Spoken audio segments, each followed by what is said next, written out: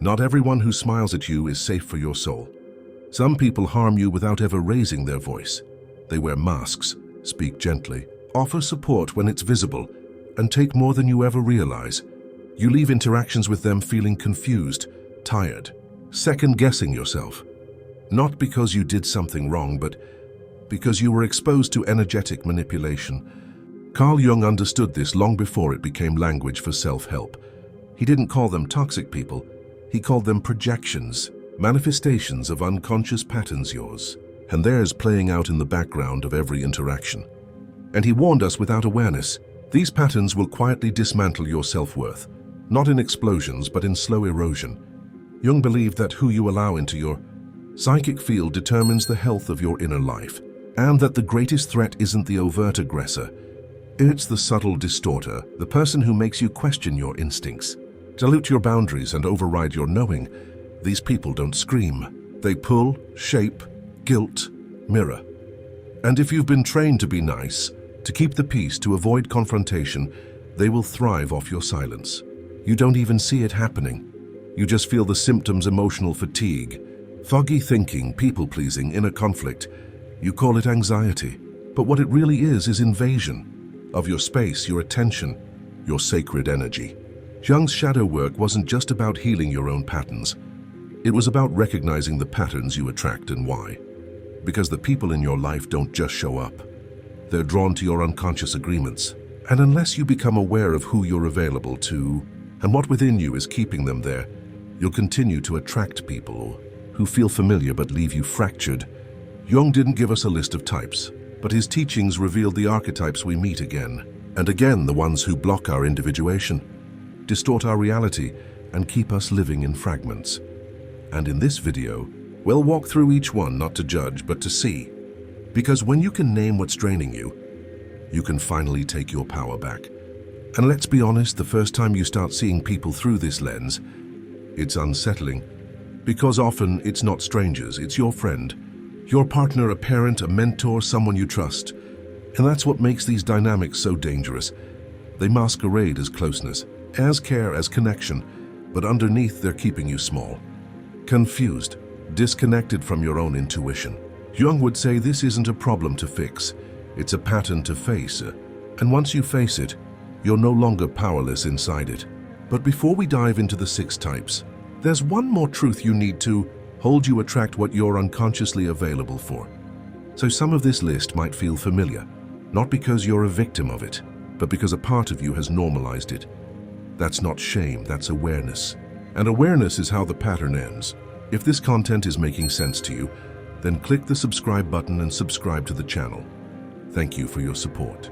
Type 1, the emotional mirror, the person who projects their chaos into you. This person doesn't yell, they reflect, and not in a conscious, insightful way, but in a disorienting, unconscious one. The emotional mirror is the person who constantly projects their unresolved pain onto your life. If they're insecure, they assume you're judging them. If they feel unseen, they accuse you of neglect.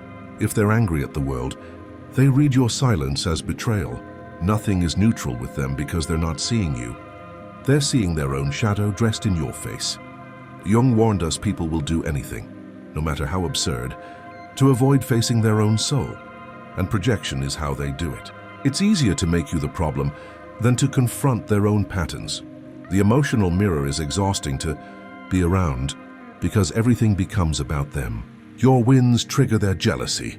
Your boundaries trigger their abandonment wounds. Your needs trigger their shame. You can't win because they're not relating to you. They're reacting to themselves, filtered through your presence. And the more empathy you have, the more this dynamic drains you, because you try to explain, to comfort, to clarify. You take on their distortions as if they're your responsibility, but they're not. Their emotions are not your fault. Their projections are not your truth. Jung taught that projection is a function of the unconscious. And unless a person is actively doing inner work, becoming self-aware, taking responsibility, owning their own patterns, they will project over and over.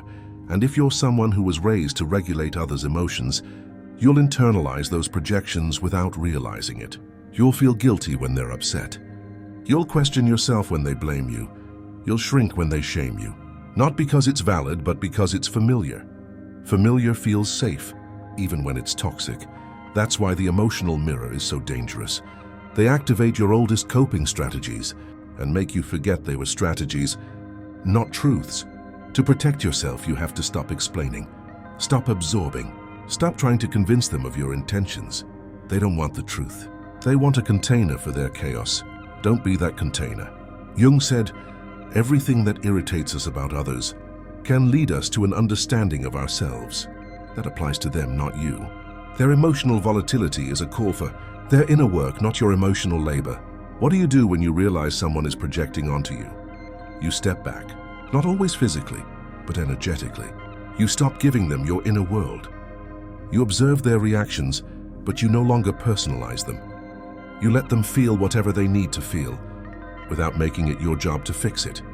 Because projection only sticks when you accept it. When you return to yourself, their story has nowhere to land. This is boundary work at a psychic level. Not just saying no, but refusing to carry stories that were never yours. And once you start playing the role they assigned to you, the projection breaks. They either do their own work, or they find someone else to mirror. Either way, you're free. Type 2. The Silent Scorekeeper. The person who keeps track of what you owe them. They never say it out loud, but you can feel it. Every favor you ask. Every time you need something, there's a subtle pause, a shift, a quiet weight that drops between you. This person doesn't explode. They accumulate, they tally. They keep a mental spreadsheet of every time they gave, helped, supported, listened, and they're waiting for the return. Carl Jung warned us about this dynamic, not because it's loud, but because it's invisible. It hides behind politeness, behind him just being helpful.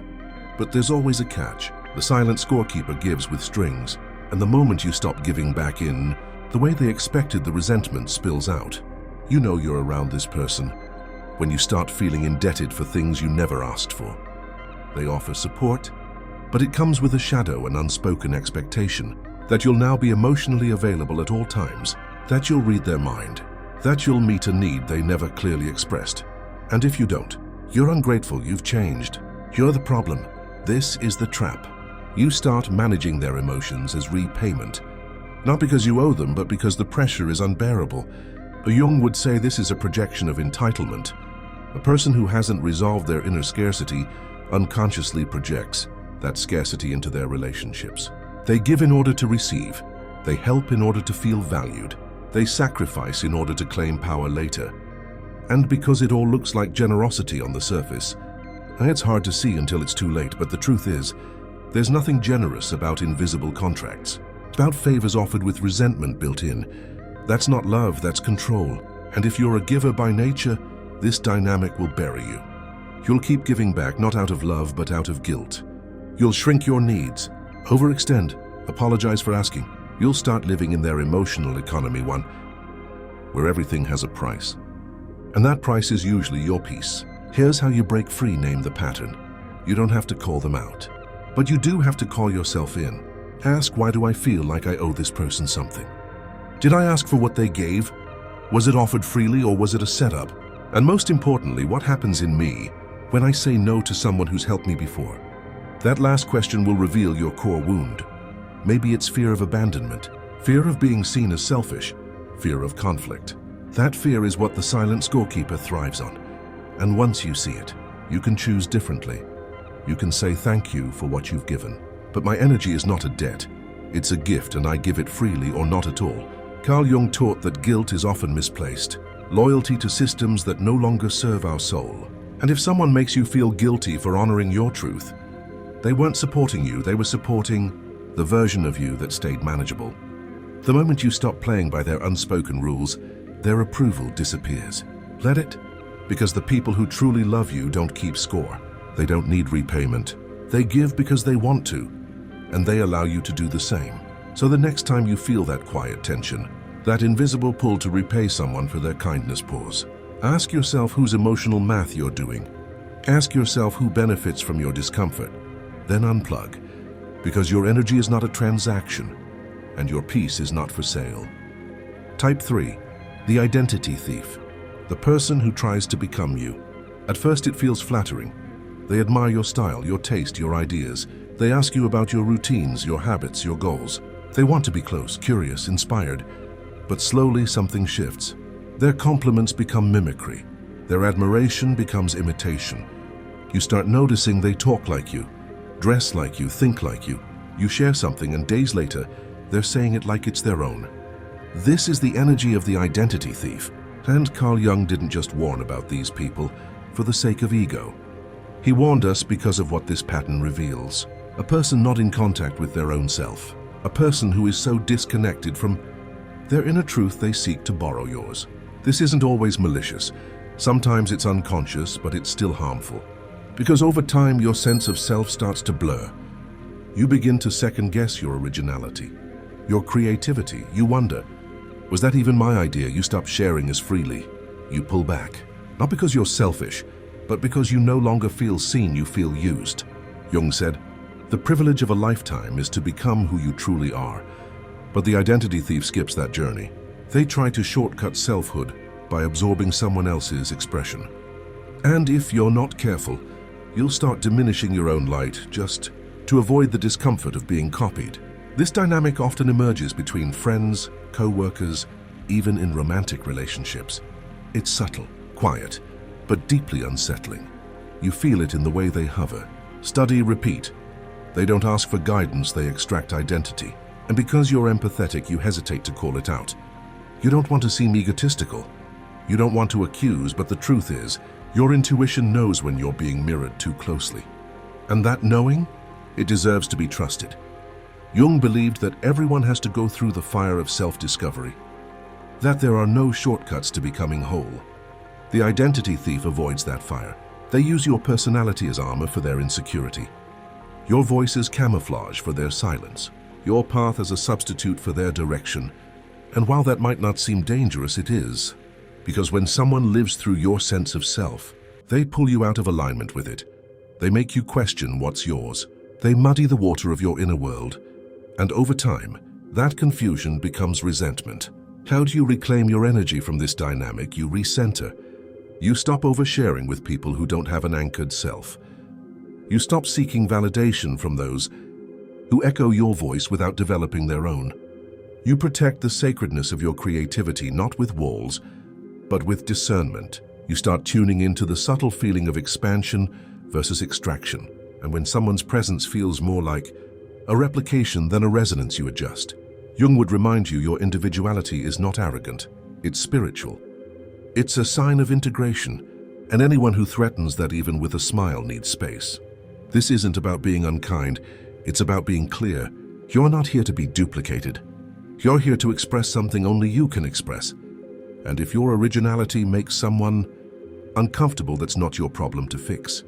So if you've been around someone who subtly erodes your sense of uniqueness, pause. Ask, what part of me still feels responsible for their identity?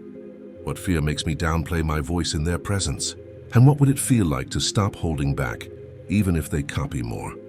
That's the work. That's the reclamation. And it's how you step back into the seat of yourself, unapologetically, fully, freely. Type 4. The passive aggressor. The one who punishes you without words. They won't say what's wrong, but you'll feel it. Their silence is sharp. Their smile doesn't reach their eyes. Their jokes are laced with little stings. When they're upset, they don't confront you, they withhold. Energy, affection, validation. You're left guessing. And if you ask what's going on, they say, nothing. Jung saw passive aggression as a shadow of the repressed child, someone who learned that direct expression leads to rejection. But instead of healing that wound, they manipulate the emotional field. They control by freezing, by shutting down, by making you feel like you've done something wrong, without ever having the courage to name it. And if you're emotionally attuned, you'll bend over backward to make things right even when you're not at fault. This dynamic keeps you in a loop of emotional confusion. To break it, you have to stop playing detective. Stop trying to decode what they won't communicate. Hold your center. If they have something to say, let them say it. If not, let their silence stay theirs. It's not your job to solve what they won't own. Type 5. The wounded manipulator. The one who weaponizes their pain. They've been hurt. You know it. They've told you the story, and for a while, you gave them grace. You tried to be the exception, the healer, the safe place. But somewhere along the way, their pain became a tool. Now you can't express your own needs without triggering their trauma. You can't set a boundary without being called just like the people who hurt them. Jung called this the inflation of the wound, when someone identifies so deeply with their suffering that they use it to avoid responsibility. Pain becomes power, and now your self-abandonment becomes the price of their stability. This is one of the most difficult dynamics to escape because it hides behind compassion. But here's the truth: healing doesn't excuse harm. Empathy doesn't require self-sacrifice. You can love someone and still protect yourself from their emotional manipulation. You can acknowledge their trauma and still enforce your truth, because their pain may explain their behavior, but it doesn't justify your collapse. Type 6, the charmer. The one who always says the right thing until you need more than words. They're magnetic, smooth, insightful. You feel seen at first. They reflect back all the right things. They know how to read you. They know how to say what you want to hear. But when it comes time to act, to show up, to grow with you, they disappear, not physically, energetically. They ghost while sitting next to you. The charmer is the master of potential. They keep you close with breadcrumbs of intimacy, while never actually revealing their own depth. Jung said, people will do anything to avoid facing their own soul. And the charmer avoids it by becoming whoever you need them to be, as long as it doesn't require vulnerability. You fall for the idea of them, but you always feel one step away from connection. And it's not your fault. It's their disconnection masked as charisma. The remedy? Stop falling for potential. Start observing patterns. Words don't build relationships, presence does. These 6 types aren't labels. They're reflections of unconscious energy dynamics. Jung didn't teach us to blame. He taught us to see, to know when our energy is being drained, to know when someone else's shadow is quietly bleeding into our light, and most importantly, to know when to walk away, not out of cruelty, but out of clarity. But sometimes it's not subtle. Sometimes the manipulation is intentional. In the next video, we enter the mind of Machiavelli and what he taught about power, deception, and how to make yourself unmanipulatable. After this, no one can ever manipulate you again. If you've ever felt controlled, guilted, or emotionally baited, this is the shift. We'll see you there. Depthoria continues.